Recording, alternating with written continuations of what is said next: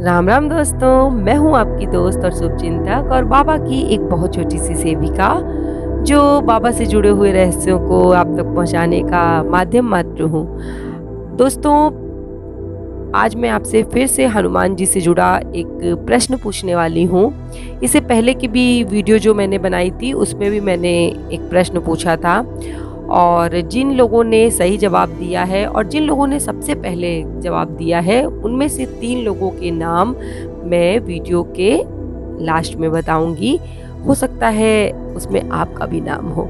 आज का जो हमारा प्रश्न है हनुमान जी से जुड़ा हुआ, उसको पहले ढंग से सुनिए और फिर जवाब मुझे भेजिएगा। और सबसे पहले जो 3 लोग जवाब देंगे उनका नाम मैं अगले वीडियो में ज़रूर बताऊंगी। तो क्वेश्चन मेरा ये है कि हनुमान जी के गुरु कौन थे? तो ऑप्शन नंबर 1 पे है शुक्राचार्य, दूसरे पे हैं सूर्यदेव, तीसरे पे हैं वरुण देव और चौथे पे हैं वाल्मीकि जी। तो दोस्तों, आप क्वेश्चन का जो मैं आपसे पूछ रही हूँ उसका आंसर जल्दी से दीजिए और हो सकता है कि अगली वीडियो में मैं आपका नाम सबके सामने बताऊं। दोस्तों, हनुमान जी इस कलयुग में मानव जाति के लिए बहुत मजबूत सहारा है।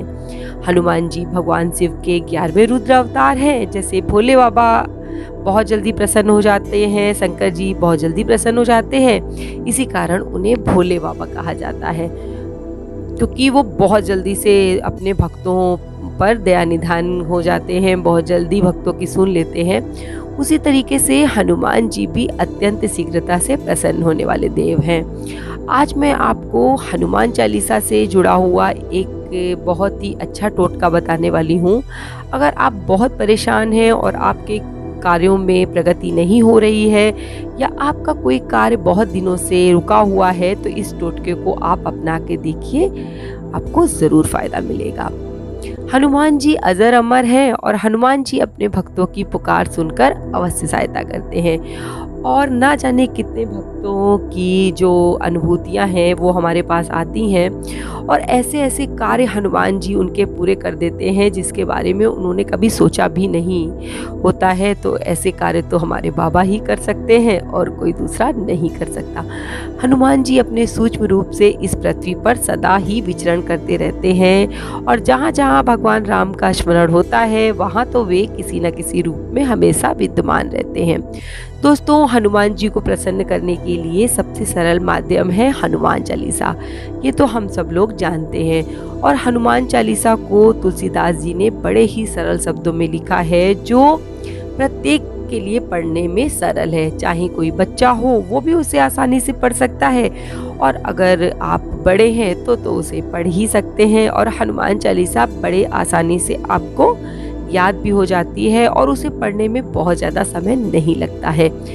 मात्र हनुमान चालीसा के पाठ से मनुष्य के समस्त भय का निवारण हो जाता है। आज मैं आपको हनुमान चालीसा का जो टोटका बताने वाली हूँ, इसे करने से पूर्व आप सभी भक्तों से निवेदन है कि इन उपायों पर आपको शंका नहीं करनी है। कुछ लोग क्या करते हैं कि जब कोई उपाय करने वाले होते हैं उससे पहले ही उनके मन में शंका आ जाती है, शंका का बीज पड़ जाता है कि यार मैं ये काम करूं, पता नहीं ये मुझे सफल होगा या नहीं होगा। तो आपको ऐसा नहीं करना है।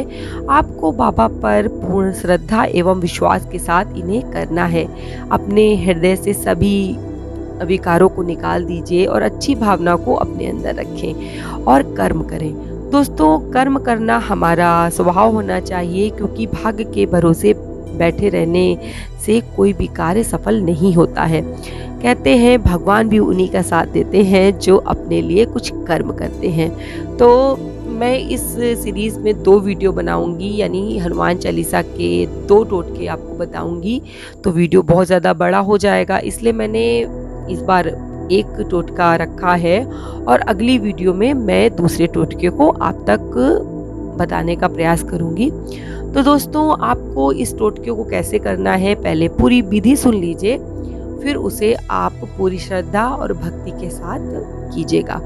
दोस्तों, इस टोटके को करने से क्या क्या लाभ होंगे वो आप सबसे पहले सुन लीजिए, उसके बाद इस टोटके को कीजिएगा। क्योंकि हमें ये लगता है ना कि हम इस कार्य को करेंगे तो हमें इससे क्या फ़ायदा होने वाला है। आजकल फ़ायदा लोगों को बहुत चाहिए होता है, उन्हें फ़ायदे की लगी होती है कि अगर फ़ायदा नहीं होगा तो मैं ऐसा काम क्यों करूं। तो मैं आपको फ़ायदा बताने जा रही हूं कि इस टोटके को करने से आपके घर एवं परिवार में चलने वाली समस्त नकारात्मक शक्तियों का नाश होगा। अर्थात अगर आपके घर में बहुत ज़्यादा लड़ाई झगड़ा होता है, परिवार में एकदम से भी नहीं बनती है, तो वो ना घर के लिए अच्छा होता है, ना बच्चों के लिए अच्छा होता है। अगर आपके दाम्पत्य जीवन में हमेशा लड़ाई झगड़ा चलता है, पति पत्नी आपस में बिल्कुल भी आपकी नहीं बनती है, तो आप इस टोटके को कीजिए, आपको लाभ मिलेगा। दूसरा, अगर आपके घर में पैसे की प्रॉब्लम रहती है तो इस उपाय को कीजिए, आपको धन संपत्ति में लाभ मिलेगा। दोस्तों, कुछ लोगों का मेरे पास मैसेज आया है कि उनके आत्मविश्वास में बहुत कमी आ रही है, मुझे कुछ उपाय बताइए। तो ये उपाय उनके लिए भी है। तो अगर आपकी आत्मविश्वास में अचानक से कमी आ रही है, आपको लगता है कि मैं कोई भी कार्य नहीं कर पाऊंगा, तो आप इसे एक बार करके देखिए, आपको लाभ मिलेगा। इसके अलावा ये जो टोटका है उन लोगों को भी बहुत फ़ायदा देगा जिनको बहुत दिनों से कोई बीमारी है और वो ठीक नहीं हो रही है। तो रोगों से मुक्ति तो मिलेगी ही मिलेगी। आप इसे करके देखिए। अब पहले पूरी विधि सुन लीजिए, फिर मुझे कमेंट करिएगा। दोस्तों, मंगलवार के दिन आपको प्रातः स्नान आदि करके मन में एक संकल्प रखना है कि आज मैं बाबा का ये जो उपाय करने जा रहा हूँ, इससे मुझे लाभ मिलेगा। अपने मन से बुरे विचारों को दूर रखें, नकारात्मक विचारों को बिल्कुल भी आपको दूर रखना है। निगेटिविटी आपके मन में नहीं आनी चाहिए। उसके बाद आपको क्या करना है कि तिल के तेल में सिंदूर मिलाकर एक मिश्रण तैयार करना है। अर्थात जैसे आप चोला चढ़ाते हैं चमेली के तेल में मिलाकर, तो चमेली के तेल में आपको नहीं मिलाना है, तिल के तेल में आपको सिंदूर को, जो पीला वाला सिंदूर आता है, ऑरेंज कलर का जो सिंदूर आता है, उसको मिलाकर आपको एक लेप तैयार करना है। और हनुमान जी की जो प्रतिमा है उसके पैरों से शुरू करके मस्तक तक आपको चोला चढ़ाना है। यानी कि सबसे पहले पैरों पे लगाइए, उसके बाद ऊपर आइए, फिर और ऊपर, और फिर माथे तक आपको लेप कर देना है। उसके पश्चात आपको एक नारियल लेना है और उसमें सिंदूर से आपको स्वास्तिक का निशान बनाना है। मुझे लगता है स्वास्तिक का निशान तो सबको बनाना आता होगा। तो स्वास्तिक का निशान अच्छे से बनाकर वो नारियल आपको बाबा को भेंट कर देना है, बाबा के चरणों में अर्पित कर देना है। उसके बाद आपको क्या करना है, ये जो काम मैं आपको बता रही हूँ इसे आप घर से करके लेके जाइए कि 11 पीपल के पत्तों पर उसी सिंदूर से आपको श्री राम लिखकर एक माला सी बनानी है, बहुत सुंदर सी, और वो भी आपको हनुमान जी को अर्पित करनी है।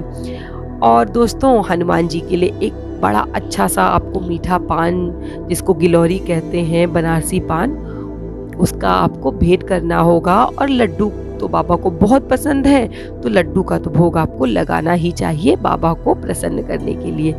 ये सब कार्य अगर आप मंदिर में करें तो आपको ज़्यादा लाभ मिलेगा, क्योंकि चोला तो दोस्तों मंदिर में ही चढ़ाया जाता है। तो आपको ये सारे कार्य मंदिर में जाके करने हैं। उसके बाद आपको वहीं बैठकर 7 बार हनुमान चालीसा का पाठ करना है। कितनी बार करना है? 7 बार। 7 बार हनुमान चालीसा का पाठ कीजिए। ये नहीं आपको करना है कि मुझे ये 7 बार पढ़नी है तो मैंने जल्दी पढ़ ली, जैसे छोटा बच्चा पोयम पढ़ता है, ऐसे नहीं। आप हनुमान चालीसा का 7 बार पाठ करना है। उसके बाद पूरी श्रद्धा के साथ हनुमान जी की आरती कीजिए और जो प्रसाद आपने चढ़ाया है वो अपने परिवार में और अन्य लोगों को वितरित कर दीजिए। तो देखा ना आपने, कितना सरल सा उपाय है। और आज मैं आपको उन लोगों के नाम बताने जा रही हूँ जिन्होंने पिछले वीडियो में सबसे पहले सही जवाब दिया था। उसमें से सबसे पहले जिन्होंने हमें जवाब दिया था उनका नाम है सुवर्णा मेहर जी, दूसरे नंबर पे हैं त्रिदेव जी और तीसरे नंबर पे हैं काजल कुमारी जी। इन लोगों ने बहुत सही जवाब दिया था कि शनिदेव होंगे सही आंसर। कुछ लोगों ने तो रावण बताया था, कुछ लोगों ने कालनेमी बताया था, परंतु शायद आपने ये कहानी नहीं सुनी है कि हनुमान जी ने शनिदेव को सबक सिखाने के लिए अपनी पूंछ पे लपेट कर पटक पटक कर घायल कर दिया था। और शनिदेव जब उनके चंगुल से छूटे थे तो घर घर में जाकर उन्होंने तेल मांगा था अपनी चोट में लगाने के लिए, और जिन्होंने उन्हें तेल दिया था उन्हें आशीर्वाद शनिदेव ने दिया था। और तभी से शनिदेव को तेल चढ़ाने की ये प्रथा शुरू हो गई थी। तो आज का वीडियो आपको अगर पसंद आया हो तो आगे शेयर कीजिएगा, और मैं बाबा से प्रार्थना करती हूँ कि बाबा आपकी हर मनोकामना पूरी करें और इस महामारी से आपको सदैव बचा के रखें। इसी के साथ जय श्री राम, जय बाबा की।